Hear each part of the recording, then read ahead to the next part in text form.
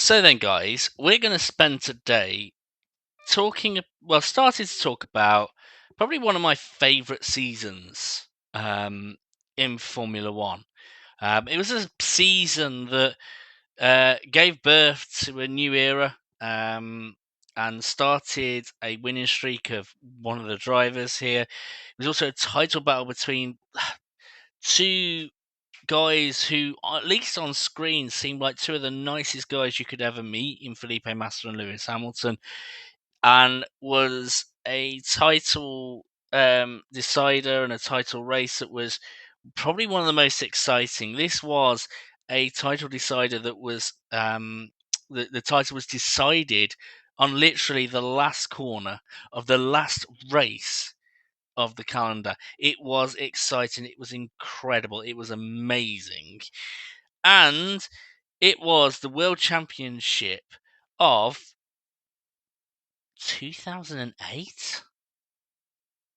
2008? 15 years ago?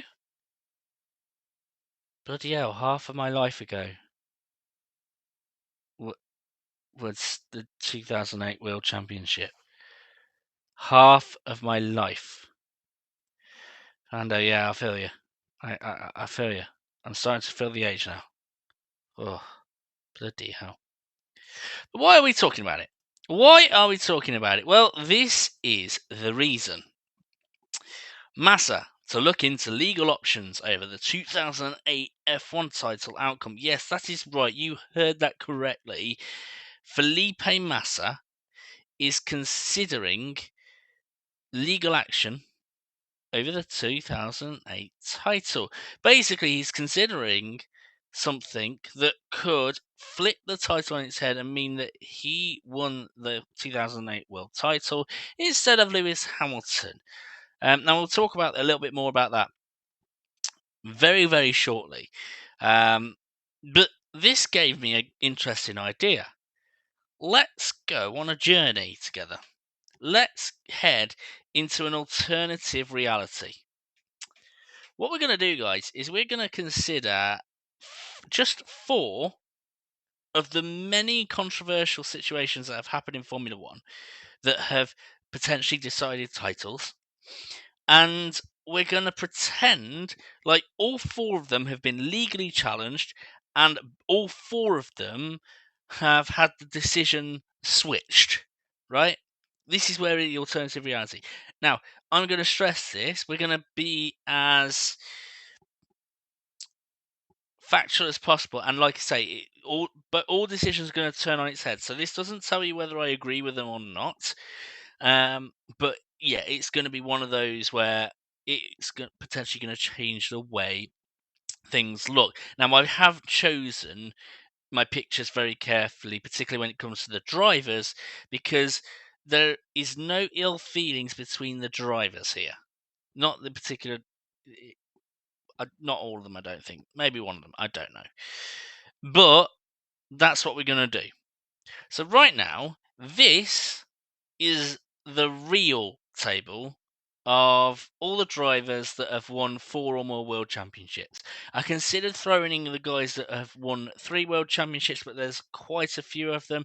The list would have been incredibly long. There's a lot of names. So just the ones that have won 4 world championships or more, which is Sebastian Vettel and Alan Prost with 4 each, Juan Manuel Fangio from the 1950s with 5, Lewis Hamilton and Michael Schumacher with 7 each.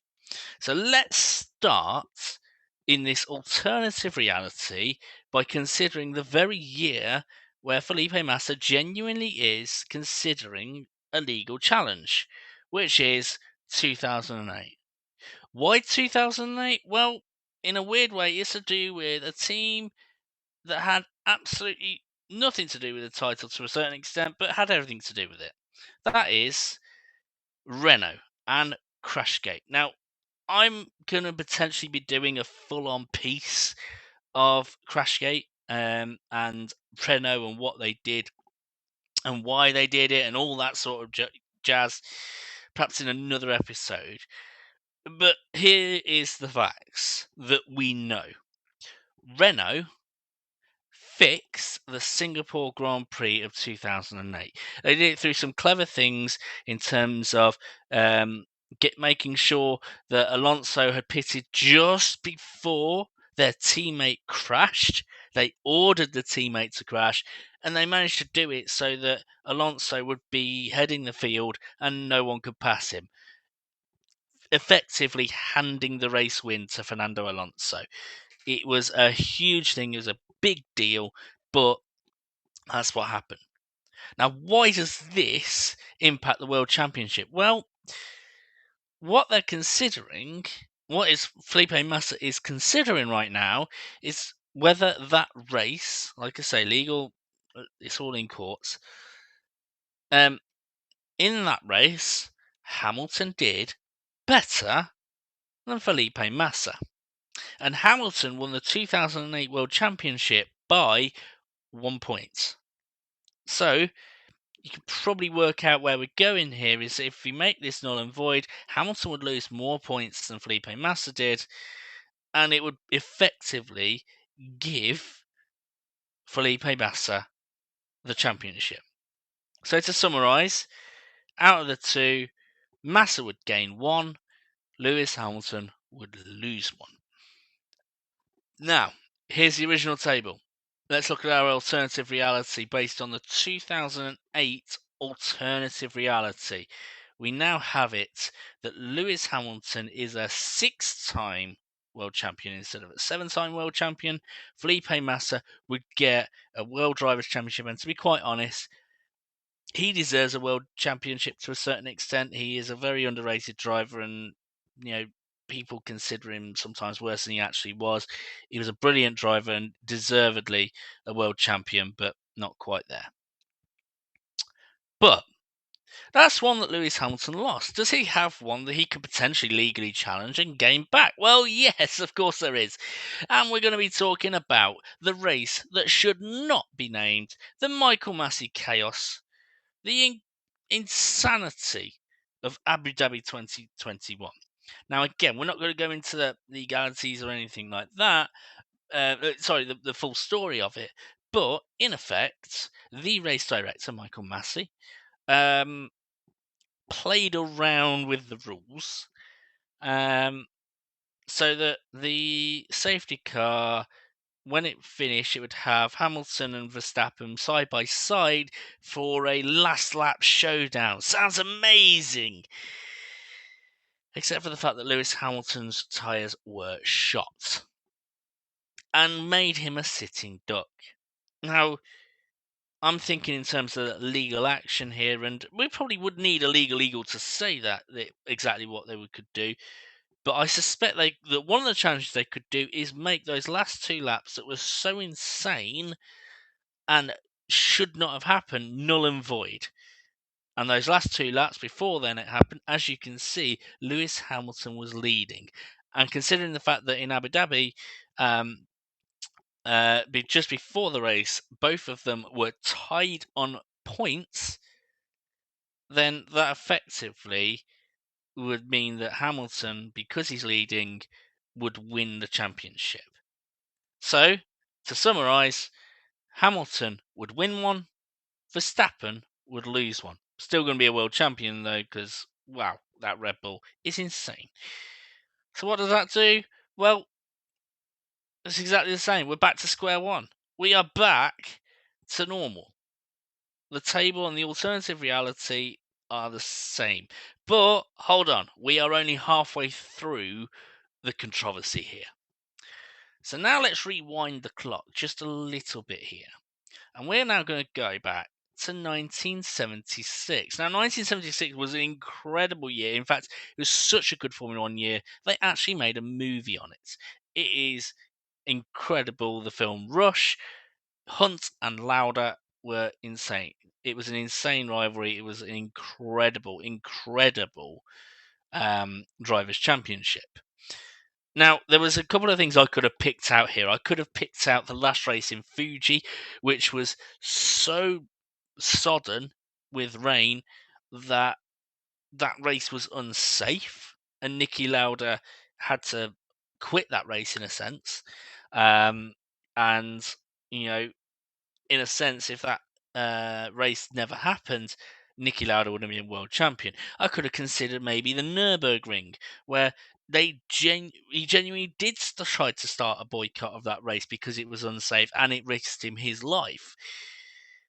But I'm going to talk about one that genuinely did have a legal challenge, and it's actually spoken about in the film, which is the race where McLaren, James Hunt's team, were banned and then unbanned. Now, the sign that you can see on that car, the caution wide vehicle, sort of gives an indication as to what's going on here. So basically, the McLaren won the race, and we think it was the second or third race of the season, but they won it. They won it well. And then it was scrutinised that the spoiler, the rear spoiler, was too wide for the McLaren. Now, that was a big deal because that increased the downforce, that improved the handling, it made the car better, and it was wider than the rules allowed. I think it was like a millimetre. But Ferrari challenged it, and it was accepted, and then rejected on an appeal from McLaren. So, in a sense, it's already had a legal precedent, but again, we're thinking of alternative realities. What would have happened if McLaren stayed banned? Well, that would have meant that Niki Lauda would have won the World Championship. Just to clarify, just to summarise, Hunt would lose his one, Niki Lauda would gain his one. Now, that does something very odd to the table, because whilst he doesn't do anything in terms of the top, we now have another driver that is in this 4 or more club. Niki Lauda now joins Alan Prost, now joins Sebastian Vettel with the 4, and Fangio with the 5, Lewis Hamilton with the 7, Michael Schumacher with the 7. Now, these incidents that I'm talking about had nothing to do with the drivers. Felipe Massa and Lewis Hamilton had nothing to do with the situation that happened at Singapore 2008, and neither did the teams. It was completely Renault and their drivers. And when it comes to the second one, Verstappen had nothing to do with 2021. Hamilton had nothing to do with 2021. This was literally a decision that was made up top that neither of them could foresee. And again, when it comes to the Hunt Lauda situation, yes, the team might have played around with the rules, but Hunt was just driving the car. He's just given the car to drive. And Lauda, the same way. They want to keep it as simple as possible for the driver in terms of, they need to focus on the driving, and that's complicated enough as it is. So again, Hunt had nothing to do with that situation. But this last one is going to get juicy. Because firstly, it is going to affect this table big time. And secondly, you could argue this was a driver that did this. And we are talking about 1995. I can't even think of a proper title for this. I'm just going to call it Adelaide. Now, the guy on the left in the dark blue car, the Williams car, is Damon Hill. The guy on the right in the light blue car, the Benetton car, is Michael Schumacher. Now, you're probably looking at this, if you're seeing this for the first time, you're thinking, oh my goodness me, Damon Hill drove into Michael Schumacher, flipped him on his side, threatened his life. Oh my goodness me, oh my goodness me. Not quite true. Damon Hill actually didn't go into Michael Schumacher. Michael Schumacher drove into Damon Hill, which flipped his car. Now, before this race, Michael Schumacher was leading on points just. In a sense, it was winner takes all. But if neither of them finished, Schumacher would win. Now, why would Schumacher drive into Hill this way, particularly when it's threatening his car? Well, can you just see above Damon Hill's tyre that's closest to Schumacher? Just above, there's a few little bits. That is Damon Hill's suspension, parts of the suspension. snapping, breaking off, shards of it coming off. And whilst Damon Hill seemingly survived, a few laps later, he had a broken car. Schumacher broke Damon Hill's car. Now, again, this was a driver that was very salty about the situation. Actually, was probably salty about the driver as well. And Damon Hill was not happy. Even 25 years later, in 2020, he was considering legal action against this one, right? So this could have happened. This could have also switched around. So let's go into this alternative reality that it did. Let's say that the legal challenge happened and Schumacher lost his world championship and Damon Hill gained his. What would that do? Well, Damon Hill would then become a two-time world champion with his extra one. Credit to him, incredible work. And Schumacher would lose his one. What does that mean? Well, changes the original table because now you have the table where Lewis Hamilton would be out on his own as statistically the greatest Formula One world champion of all time. Because he would have 7 world titles, Schumacher would just have 6. That is quite an alternative reality, isn't it? And quite incredible.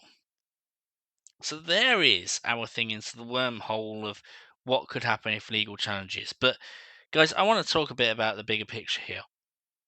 The thing that really unsettles me, in a sense, about this challenge that Massa has done, or considering, sorry, on why it's so unsettling, and it's the thrill of sporting success. Now, none of us, unless I'm very fortunate to have an audience member who's a Formula One driver, but none of us are probably going to experience the thrill of winning a race, of winning a Formula One race, of winning a World Championship, of doing anything incredible sporting wise. But I want you to just imagine one of your achievements and try and see if you can use that to reflect what it would be like, right? Imagine like that last race of winning a world championship. You're holding that trophy. In a sense, the achievement on its own isn't what gives you the thrill. It's the fact you're doing it in that very moment. You're doing it surrounded by fans. You are holding it whilst, I don't know, confetti's being sprayed, and it's a overwhelm of the senses and incredible stuff, incredible things, music, fanfare, perhaps your national anthem playing, feeling proud of the moment that you've just achieved something. Incredible stuff. Now I want you to imagine that you've got that same achievement, but you're sitting at home, you've been given the trophy by someone from the media, a broadcaster, someone like that. Perhaps surrounded by your family. It's as quiet as anything because maybe it's over a Zoom call or something like that. It's you basically won it whilst you're sitting in your armchair. Doesn't quite have the same feeling, does it? Doesn't really carry the same feeling. And that's if there was no reaction whatsoever. We're in a social media age. And people are passionate about their favourite drivers. There is a huge loyal fan base, an insane fan base as well, of Lewis Hamilton, of Michael Schumacher, of perhaps not so much James Hunt and Niki Lauda, but definitely of Max Verstappen too. And I've seen it in terms of the 2021 situation of just how it would be if they tried to overturn it. Can you imagine winning a world title and basically being hated, genuinely hated by individuals because they feel like you've taken it from someone else? The rage that would be directed at Felipe Massa because he took a world title away from Lewis Hamilton, or the rage at Lewis Hamilton because he took a world title away from Max Verstappen, or the rage directed at Damon Hill because he took a World Drivers' Championship away from Michael Schumacher. This is pretty big stuff. This is insane stuff.